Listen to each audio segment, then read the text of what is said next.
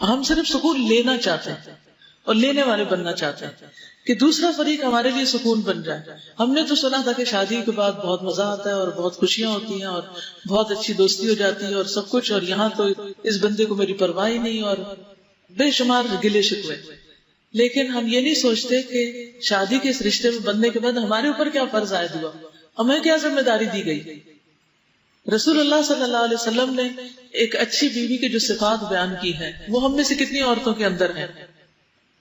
نبی صلی اللہ علیہ وسلم نے فرمایا, کیا میں تمہیں تمہاری ان عورتوں کی خبر نہ دوں جو جنت میں ہوں گی, جنت میں جانے والی عورتیں. ہم نے کہا ضرور ہے اللہ کے رسول صلی اللہ علیہ وسلم. آپ نے فرمایا محبت کرنے والی, زیادہ بچے پیدا کرنے والی.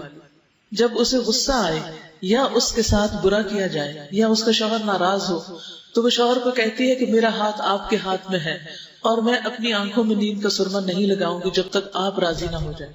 یعنی ہر قیمت پر شوہر کو راضی کرنے والی. اور حقیقت یہ ہے کہ جو عورت یہ راز جان لیتی ہے کہ شوہر کو کیسے راضی کرنا ہے تو پھر دنیا اور آخرت دونوں ہی راحت میں آ جاتے ہیں. رسول اللہ صلی اللہ علیہ وسلم نے فرمایا, تمہاری بہترین بیویاں وہ ہیں جو محبت کرنے والی, زیادہ بچے پیدا کرنے والی, ہم نوائی کرنے والی, یعنی ہاں میں ہاں ملانے والی, ہر بات میں تنقید نہیں, اور ہمدردی کرنے والی ہوں بشرطے کہ وہ اللہ سے ڈرنے والی, یعنی دل میں اللہ کا ڈر ہو اور اللہ کی خاطر ہی صبر کر کے یہ ساری قربانیاں کرنے والی. تو جس عورت کے اندر یہ کوالٹیز ہوتی ہیں پھر اس کا شوہر آخر ہار ہی جاتا ہے اپنی ضد سے اور اپنے ظلم و ستم سے, اور گھر کی فضا محبت کی فضا بن جاتی ہے. اسی طرح شوہر کے لیے بھی ہے کہ وہ اپنی بیوی کے لیے سکون کا باعث ہو. نبی صلی اللہ علیہ وسلم نے فرمایا, خیرکم خیرکم للنساء, تم میں سے بہترین شخص وہ ہے جو اپنی بیویوں کے لیے اچھا ہے. پھر اسی طرح عورت کے لیے خاص ذمہ داری کہ شوہر کے بلانے پر وہ اس کے پاس چلی جائے.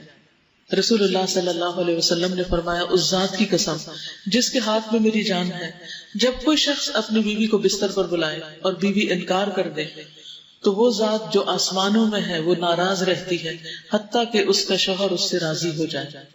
تو یہ بات جو ہے یہ عام طور پر اس کو بہت مس انٹرپریٹ کیا جاتا ہے اور یہ شو کیا جاتا ہے کہ اسلام بڑا ہی ظالمانہ مذہب ہے جس میں عورت کا تو کوئی حق ہی نہیں ہے, بس وہ شوہر کی غلام بن کر رہے. نہیں, اللہ سبحانہ وتعالیٰ نے شوہر کے مزاج کو جانتے ہوئے کہ اس کے اندر جس قسم کی آگ ہے اگر وہ ٹھنڈی نہ ہو تو بہت سے فتنے فساد پھیلائے گی, اس لیے عورت کو یہ حکم دیا کہ وہ اپنے شوہر کی اطاعت کرے اس معاملے میں, اور اگر وہ نہیں کرے گی تو گناہگار ہوگی.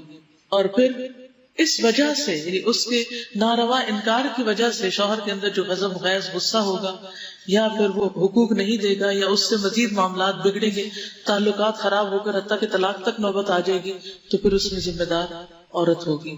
یعنی اگرچہ شوہر کا ظلم وہ بھی اللہ تعالیٰ دیکھتا ہے, لیکن سبب کیا ہے, ریزن کیا ہے, روٹ کاز کیا ہے, اس کو جاننے کی ضرورت ہے.